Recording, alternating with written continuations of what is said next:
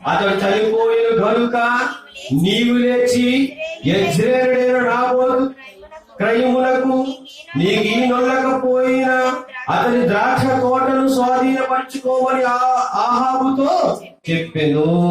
నాబోతు చనిపోయిందని ఆహాబు విని లేచి సంతోషించి, అక్కడ లేదు కదా ఎందుకు చదువుతాను అనుకుంటారా?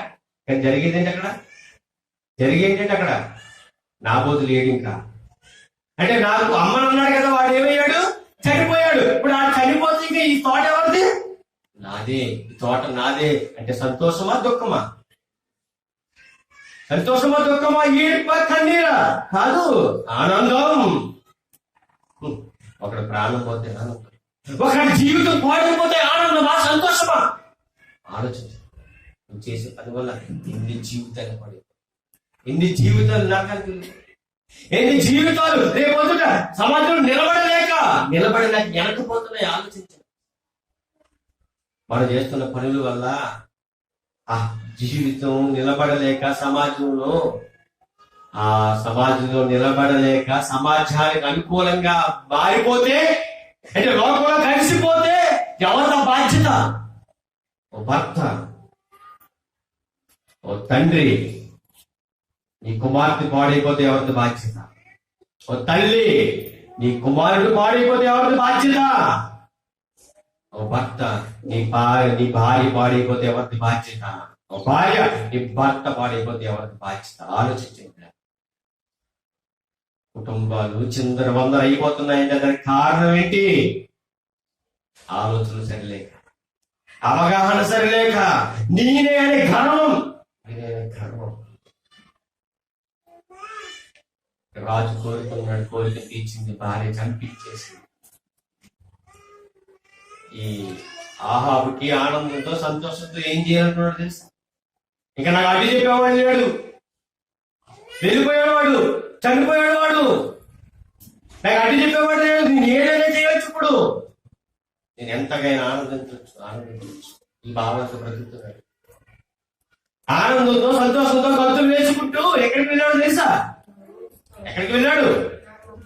నాబోతు ద్రాక్ష తోటలోనికి వెళ్ళిన వాడు ఆహాబు. కానీ ఇదంతా ఎవరు చూస్తారండి? ఇది మనకు చూస్తున్నారు పిల్లలు. నేను చేసేది ఎవరికి తెలియదు కానీ నువ్వు అనుకుంటావు. దావీదు గారు చక్కగా మాట్లాడాడు కదా, నేను ఆకాశంలో ఎక్కిపోతాను అనుకున్నాను, నువ్వు అక్కడ ఉన్నావు. ఎక్కడికో భూమిలోని కిందకి వెళ్ళిపోతాననుకున్నాను, అక్కడానే ఉన్నావు. నేను ఎక్కడికి వెళ్ళి ఉన్నాననుకున్నా, అక్కడే నీవు ఉన్నావు తండ్రి. నువ్వు అనుకుంటావు నా విశ్వాసం కనిపించలేదు కదా, నువ్వు అనుకుంటావు నా సహోదరుని కనిపించలేదు కదా, నువ్వు అనుకుంటావు నాకు లోన తీసుకుంటున్నాను కదా, నా ఆలోచన బట్టే జరుగుతుంది కదా, నువ్వు అనుకుంటావు. కానీ చూస్తున్నది ఆ దేవుడు. చెక్ పెడతాడు. నాకు టైం ఉంది. అతనికి ఆహాబ్ కూడా ఎంతో ఆనందించాడండి, ఎంతో సంతోషించాడండి. ఇంకా అట్లేడు అనుకున్నాడండి. బయలుదేరాడండి. ఎక్కడికి? ద్రాక్ష తోటకి. చూడండి 16వ వచనం, మరి చదువుతా 16వ వచనం. నాబోతు చనిపోయినని ఆహాబు విని లేచి యెజ్రెయేలుడైన నాబోతు ద్రాక్ష తోటను స్వాధీనపరుచుకొని, అంటే స్వాధీనం చేసుకోవడానికి వెళ్ళిపోయాడు. పక్కనే ఉంది కదా ద్రాక్ష తోట, దాన్ని ఏం చేసి అనుకున్నాడు? స్వాధీనపరచుకోవాలనుకున్నాడు. రెడీ అయిపోయాడు. కానీ అంత చూస్తున్నాడు దేవాది దేవుడు, ఎంత చూస్తున్నాడు. రైట్, ఇంకా నీ వీడికి బుద్ధి చెప్పకపోతే వీడు ఇంకా దారుణంగా తయారవుతాడు. అప్పుడు వెంటనే 17 వచ్చి చదవండి. ఉంటారు కదా దేవుడికి, ఎవరు ఉంటారు? దేవుడికి దూతలు ఉంటారు, సేవకులు ఉంటారు, రాయబారులు ఉంటారు. పంపించాడు. ఇప్పుడు దావీదు గారు తప్పు చేశారంటే, దావీదు గారు తప్పు చేసినప్పుడు నాతాన్ అనే ప్రవక్త ఏం చేశాడు? వచ్చి ఎవరు పంపారు? దేవుడు పంపాడు. అప్పుడు ఆయన ఏం చేశారు? తప్పు చేశాను అని ఒప్పుకుని విడిచిపెట్టాడు. అది క్రైస్తవుడి యొక్క లక్షణం. నేను తప్పు చేస్తే చేశాను, నేనేది మోకరిస్తానని దేవుడు క్షమించేస్తాడు, మీరెవడన్నా అంటే వీల్లేదరా, అది వీల్లేదు. రైట్, నువ్వు తప్పు చేసావు కదా, నువ్వు తప్పేమీ లేదు, క్షమించండి దేవుడు, క్షమిస్తాడు దేవుడు. ఇక్కడ ఇక్కడ దేవుడు పంపించాడండి, ప్రవక్తను పంపించాడండి. పంపించి ఏం చెప్తాడు 17వ వచనంలో, అప్పుడు యెహోవాకు తిష్బీయుడైన ఏలీయాకు ప్రత్యక్షమై ఇలాగ సెలవిచ్చెను, నీవు లేచి షోమ్రోనున్న ఇశ్రాయేలు రాజైన అహాబుని ఎదుర్కొనుటకు బయలుదేరము. అతడు నాబోతు యొక్క ద్రాక్ష తోటలో ఉన్నాడు, అతడు దాన్ని స్వాధీనపరచుకోవడానికి వెళ్తున్నాడు. ఎక్కడో ఉన్న ఏలియాను ఎక్కొట్టాడు దేవుడు. దేవుడు తలుసుకుంటే ఏదైనా చేస్తాడు పిల్లలు, ఆలోచించండి, ఆయన మీద నమ్మకం ఉంచండి. పంపించాడండి. నేను చెప్పు ఏలియా, చెప్పు, రెడీగా ఉన్నాడు, స్వాధీనపరచుకుంటే ఇంకా నాకు ఎవరు లేరు, ఎదురు లేరు అనుకుంటున్నాడు, వెళ్ళు. వెంటనే వెళ్ళాడండి, వెంటనే వచ్చాడండి. 19వ వచనం, నీవు అతన్ని చూచి ఇలాగ ప్రకటించుము, యెహోవా సెలవిచ్చినది ఏమనగా, దీన్ని స్వాధీనపరచుకునేవారిని నీవు నా బోధన చంపితివి కదా. ఏం చేసావు? ఇది స్వాధీనపరచుకోవాలంట. ఇది స్వాధీనపరచుకోవాలంటే దీన్ని ఎవరైతే ఉన్నాడో వాడిని ఏం చేయాలి? చంపేయాలి. నువ్వు చంపేశావు. నీకు కావాలనుకున్న దాన్ని, నీకు మనసులో పుట్టిన కోరికను నెరవేర్చుకోవడానికి ఒక జీవితాన్ని పాడు చేశావు. అహాబు కావాలని కోరుకున్నావు, దీనికి అడ్డుగా ఉన్నాడని నా కూతును చంపించు. ఒక క్రైస్తవుడు ఆలోచించండి, ఈ రోజు నీ మనసులో కోరిక పుట్టింది, ఆ కోరిక నడుచుకోలేక కోరిక నువ్వు కొనసాగించుకోవడానికి కొన్ని జీవితాన్ని పాడు చేసేసావు. ఈ జీవితాన్ని పాడు చేస్తే దేవుడు దాన్ని ఇష్టపడతాడా? ఇష్టపడడు. దేవుని వారిలా ఆలోచించి ఈ కుటుంబంలో నువ్వెంతవరకు చక్కగా కుటుంబాన్ని నడిపించుకుంటావు, నీ కుటుంబాన్ని బాగు చేసుకోవడానికి, నీ కుటుంబాన్ని కాపాడుకోవడానికి ఇతరుల కుటుంబాన్ని బాగు చేసుకున్నావా? ఒకవేళ నీ కుటుంబంలో సరిగా నీ కుటుంబాన్ని పరిపాలించలేకపోతున్నావా? ఏవేవో మనసులో కోరికలు పుడుతున్నాయా? పుడతాయి, ముందే చెప్పాలి, పుడతాయి. పుట్టిన కోరికలు ఏం చేసుకోవాలి? వాక్యంతో సెట్ చేసుకోవాలి. ఇప్పుడు ఈ కోరిక పుట్టింది, ఈ కోరిక వలన నేను ఒకవేళ ఈ కోరిక నెరవేర్చేసుకుంటే ఏ జీవితాలన్నా పాడైపోతాయా? పాడైపోయేలా ఉన్నాయి. కాబట్టి నీ కోరికని ఏం చేసుకోవాలి?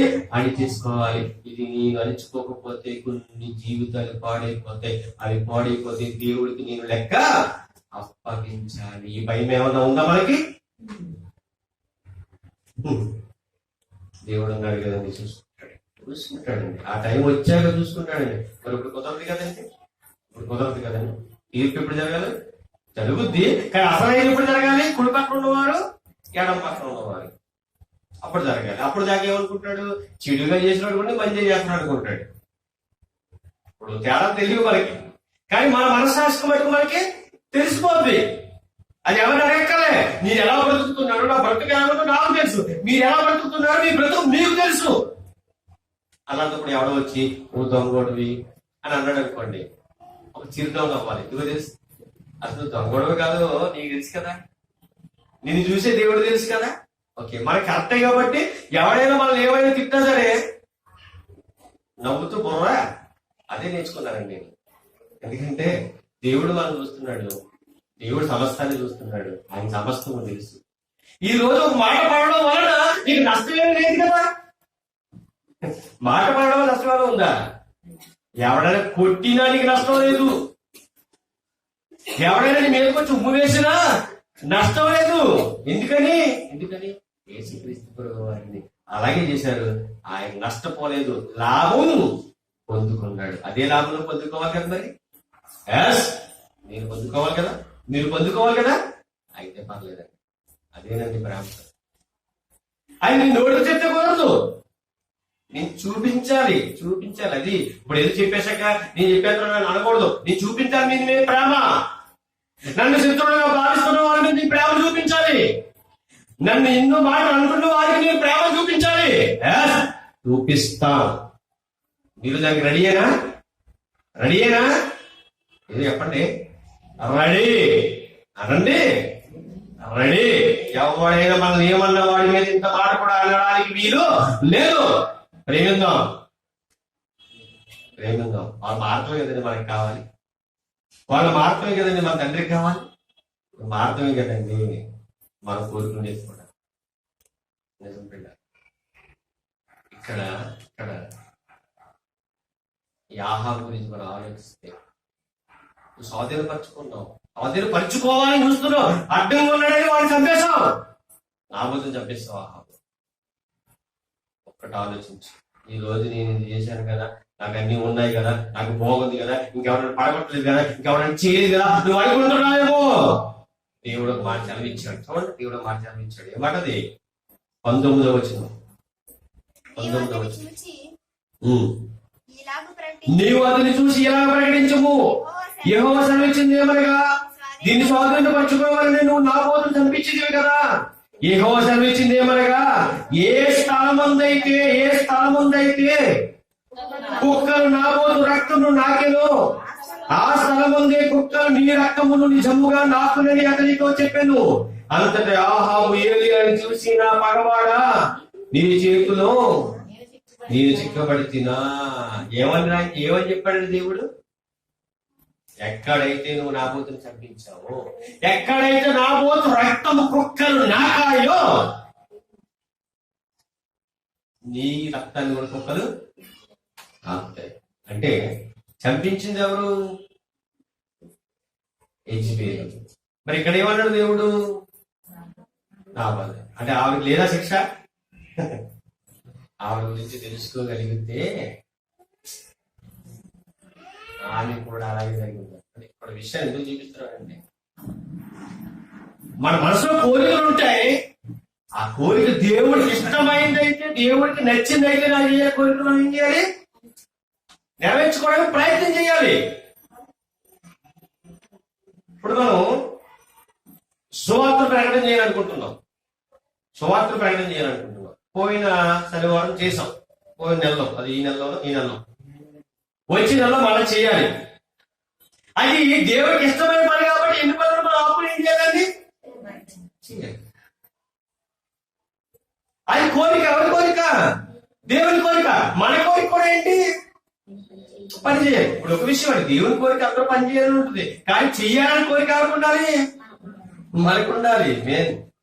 మనకు చాలా కోరికలు ఉంటాయి. నాకు చాలా కోరికలు ఉండేవండి. ఒక 5 సెంట్లు స్థలం కొనుక్కొని, ఒక ఇల్లు కట్టుకొని, కింద కాలు పెట్టుకోవాలి, 3 ఏళ్ళు వేసుకోవాలి, పైన బాగా మంచి బెడ్రూమ్ కట్టుకోవాలి. ఇన్ని కోరికలతో ఒక స్థలం కొనుక్కుని కట్టుకుని చేసి అప్పులైపోయి అమ్మేసి హ్యాపీగా ఉన్నాను అనుకోండి, అసలు బాధ లేదు నాకు. కట్టేదండి, ఇంకొక 4 లక్షలు ఉంటే మొత్తం బిల్డింగ్ అయిపోతుంది అనమాట. ఇలాగ అప్పు వచ్చింది. ఎందుకంటే దేవుడు అనుకున్నాడు వీడి దీని మీద ఉంటే దీని మీద అలా వెళ్ళిపోతుంది కోరిక అనుకున్నాడు. అప్పులు అయ్యాను, అమ్మేశాను, హ్యాపీగా ఉంది. ఓకే, ఇంకా గొడవ లేదు, మనకి ఇల్లు గొడవ లేదు, ఏ గొడవ లేదు, హ్యాపీ. అయితే ఇప్పుడు ఏ గొడవ ఉంది మనకి? ఏ కోరిక ఉంది నాకు అంటే చెప్పేస్తున్నాడు. వీడిని గొప్ప చెప్పుకుంటాడు అని అనుకోవద్దు. ఉన్నా చెప్తున్నాను, దేవుడి పని చేయాలి. ఏదేమైనా దేవుడి పనిని ముందుకి కొనసాగించాలి. ఆ పనిలో మనం ముందుకు వెళ్ళాలి. ఇక్కడ ఈ ఆహాబుకి ఒకే మాట చెప్పాడు, నీ రక్తం కుక్కలు నాకిస్తాయి. చివరిగా మీకు కుటుంబాన్ని పూర్తి చేస్తాను ఈరోజు. అంటే మరి దీంట్లో పాలిభాగం పంచుకున్నది, దీనికి అసలు కారణమైంది ఎవరు? కుటుంబాన్ని పరిపాలించే గృహిణి యెజబెలు గారి పరిస్థితి ఏమైందో చూద్దాం బైబిల్లో. ఇప్పుడు మనం ఇప్పుడు దాకా 1 రాజుల గ్రంథం చదివాం. తర్వాత ఎన్నికల తరగతి కిందకు వచ్చిన ఉన్నాయి. కిందకి వెళ్ళేసరికి దేవుడికి ప్రార్థన చేస్తే దేవుడు ఏమంటాడంటే టైం ఇస్తాడు. అక్కడ వెంటనే చావు అనేది ఆహాబ్కి రాదు. 2వ రాజుల గ్రంథానికి వెళ్ళిపోగలిగితే తన భారీ చావు ఎలా ఉందో చూద్దాం. 2వ రాజుల గ్రంథం 8వ అధ్యాయము 25వ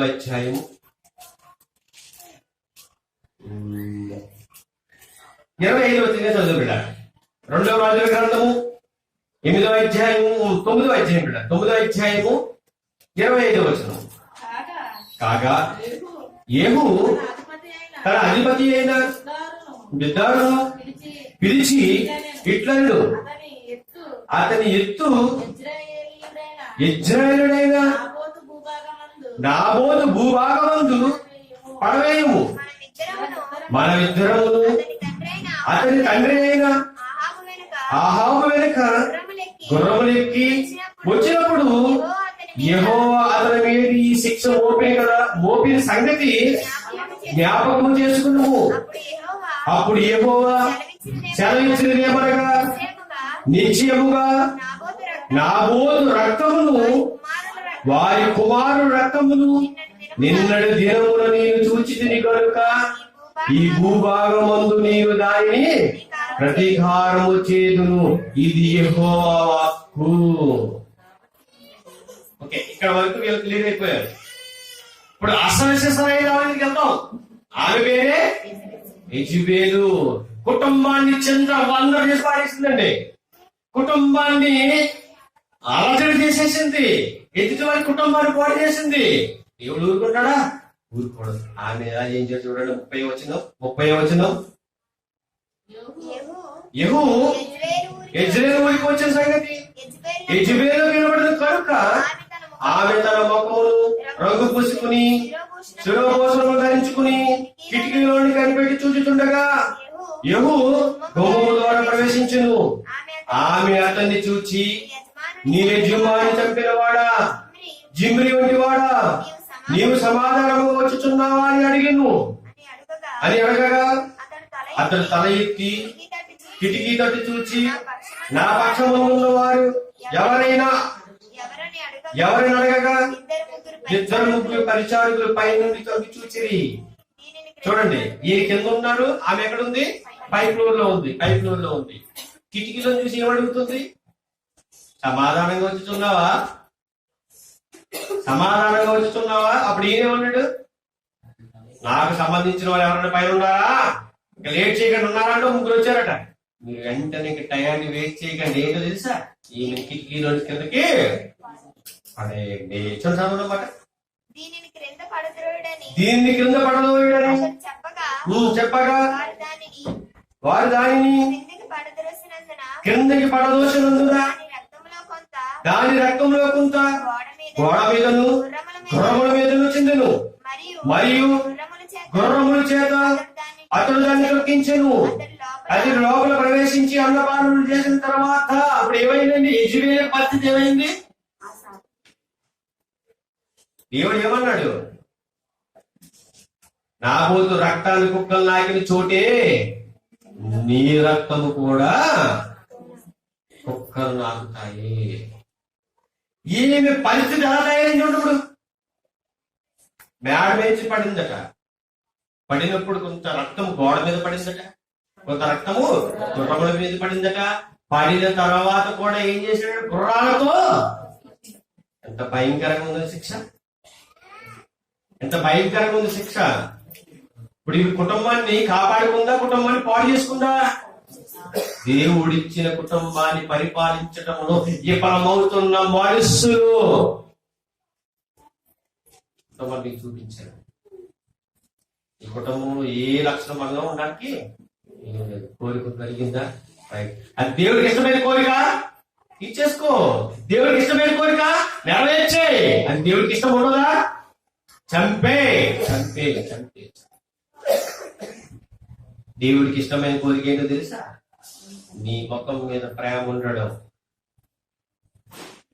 ముక్కు మీద కోపం కాదు, ముఖం మీద ప్రేమను చూపించడం.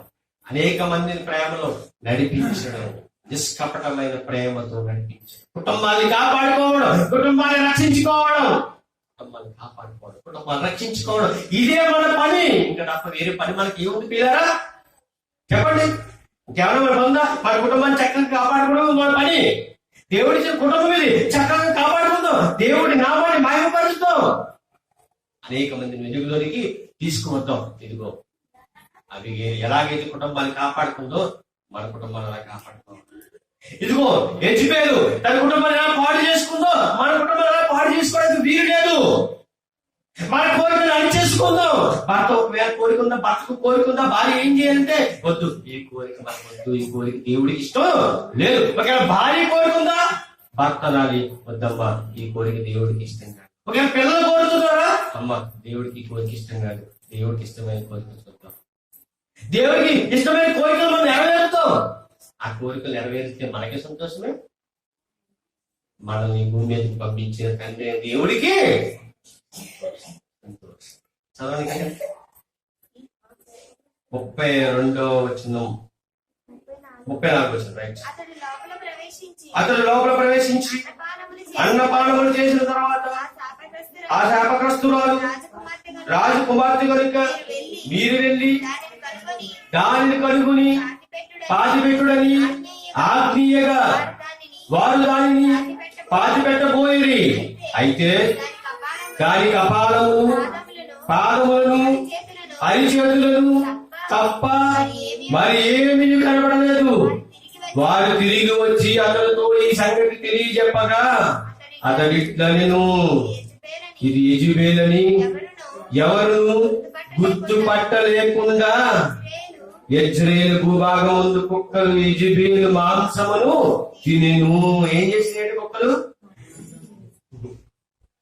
దేవుని వాక్కు కుటుంబాన్ని పరిపాలించకపోతే, కుటుంబాన్ని సరిగా పరిపాలించకపోతే, కుటుంబాన్ని పాడు చేస్తే, జీవితాలు పాడు చేస్తే నువ్వు బాగున్నావని అనుకుంటావేమో. దేవుడు ఊరుకోడు. దేవుడు ఇచ్చిన జీవితం అంటే నువ్వు ఇచ్చావు జీవితాన్ని లేదే. నువ్వు అనుకుంటా వస్తున్నా జీవితం లేదే. దేవుడి జీవితాన్ని ఎంత భద్రంగా కాపాడుకోవాలి. దేవుడైన తండ్రి ఇచ్చే ఈ భార్య భర్తల సంబంధాలు ఎంత గొప్పగా కాపాడుకోవాలి. పవిత్రమైన బంధం.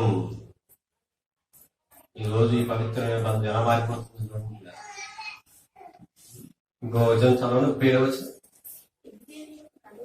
యెజెబెలు యొక్క కళేబరము యెజ్రెయేలు భూభాగం ముందు పెట్టవలనెను అని తన సేవకులను తిష్బీయులకు ఏలియా ద్వారా యెహోవా సెలవిచ్చిన మాట చప్పుడు ఇది జరుగుదు. ఈ మాట ఎక్కడ జరిగింది? ఎక్కడ దేవుడు ఏలియా చేత ఆహాబు చెప్పించాడు? మొదటి రోజుల గ్రంథము 27వ అధ్యాయం 19వ వచనంలో ఏమన్నాడు? ఇదిగో నీ రక్తము నాబోతు రక్తము కుక్కలు నాకినట్టుగా నీ రక్తము కుక్కలు నాకేను అన్నాడు. అదే ఇక్కడ జరిగిన. ఇదిగో ఆహాబు యొక్క కుటుంబము అంతా రక్తం అంతా ఇక్కడ కుక్కలు ఏం చేస్తున్నాయి? నాకేస్తున్నాయి. యెజెబెలు శరీరములు కూడా కుక్కలు. అంటే దేవుడికి ఇష్టం లేని కుటుంబం, అంటే దేవుడు ఉంటే ఇష్టం లేకుండా బ్రతకారు వీళ్ళు. దేవుడు చెప్పిన మాటలను ఆజ్ఞలు పాటించకుండా బ్రతకారు. మొత్తం మీద దేవుడికి వ్యతిరేకంగా బ్రతకారు. దేవుడిచ్చిన కుటుంబాలను పాడు చేశారు. దేవుడు ఊరుకుంటాడా? ఊరుకోడండి. మనం కూడా బాగా ఆలోచించాలండి. మనకి కూడా చక్కగా దేవుడు భర్తనిచ్చాడు, భార్యనిచ్చాడు, పిల్లల్నిచ్చాడు, బంధువునిచ్చాడు. అందరం కూడా దేవుల్లో ఉండాలండి. చక్కగా ఎదగాలండి. ఏమో ఎప్పుడు మనం ప్రాణం పోతుందో తెలియదండి. ఎప్పుడు మన ప్రాణం పోతుందో తెలియదు. ఎప్పుడు యేసుక్రీస్తు వచ్చేస్తాడో మనకి తెలియదు. బహు జాగ్రత్త కలిగి మనం బ్రతకాలి. బహు జాగ్రత్త కలిగి మనం బ్రతకాలి. గాలి పొరగ వంటిది జీవితం. ఆ జీవితం జాగ్రత్తగా కాపాడుకోవాలి. ప్రతి నిమిషము దేవునికి ఇష్టమైన పిల్లలుగా బ్రతికి చూపించాలి. దేవుడు సంతోషపడేటట్టుగా మనం బ్రతికి చూపించాలి. ఇదేనండి మన యొక్క కోరిక. ఇదే కోరికతో మన బ్రతకాలి చివరి వరకు. అలా ఎవరైతే బ్రతుకుతారో వారంటే దేవుడికి ఇష్టం. దేవుడికి ఇష్టమైన పిల్లలుగా మీరు అందరూ ఉండాలని, ఈ మాటలు వింటున్న ప్రతి సహోదరి ఉండాలని కోరుకుంటూ ఆ మాటలు